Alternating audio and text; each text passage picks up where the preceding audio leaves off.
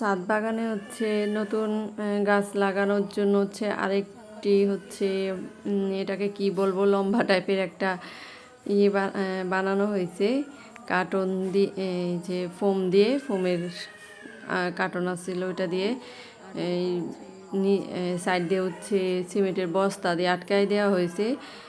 আর হচ্ছে এখানে তো গাছ লাগাবো, তো বড় গাছ না আর কি, ছোট গাছ লাগানো হবে, যে শাকসবজি যা হয়, যে ডাঁটা, কচু শাক, কচু, এই ধরনের আর কি গাছ লাগানো হবে। আসসালামু আলাইকুম, কেমন আছেন সবাই? নতুন আরও একটি ভিডিওতে সবাইকে স্বাগতম। সাজনা পাতা হচ্ছে আজকে ভাজি করবো মার জন্য। এটা হচ্ছে ডায়াবেটিসের রোগীদের জন্য নাকি অনেক ভালো, উপকারী একটা পাতা।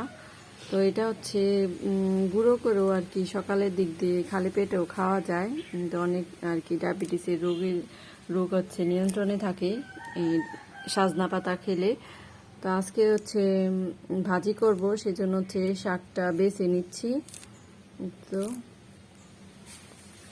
তো অনেক দূর থেকে আর কি এগুলি আনতে হয়, আমাদের বাড়িতে নাই। তো ডায়াবেটিস রোগীরা খেলে আর কি উপকার পাবে, এগুলি আর কি নিয়ন্ত্রণে থাকে, পুরোপুরি ভালো হয় না।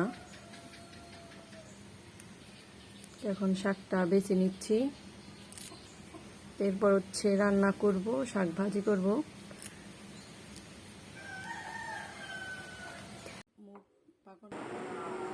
দুপুরে খাওয়া দাওয়া শেষ করে তো আসলাম হচ্ছে আবার পিঠা বানানোর জন্য, মুখ পাকন পিঠা। তো আজকে হচ্ছে অর্ডার আছে মুখ পাকন পিঠার, তো পিঠার বানানোর জন্যই প্রস্তুতি নিচ্ছি। এখানে মুগ ডাল সেদ্ধ করে হচ্ছে এখন চালের গুঁড়ি দিয়ে হচ্ছে আটা খামির বানিয়ে নিব, সেজন্যই তো চাল গুঁড়া করে রাখছি এখানে। আর এই তো একটু কালারটা সুন্দর হওয়ার জন্য একটু জর্দা রং দিয়ে দিলাম মুগ ডালের ভেতর। তো এই তো খামিরটা বানিয়ে নিব এখন, এরপর হচ্ছে পিঠা বানানো আর কি শুরু করব।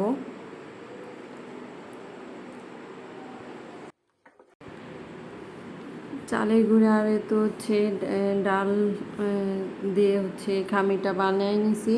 এখন হচ্ছে এটা ছানবো, তো একটু ঠান্ডা হওয়ার জন্য আর কি রাখছি।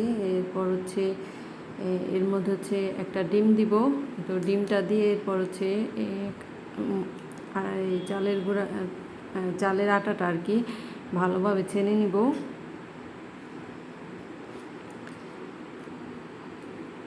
এই তো আটাটা ছানা হোক, এরপর হচ্ছে পিঠাটা বানিয়ে নিব।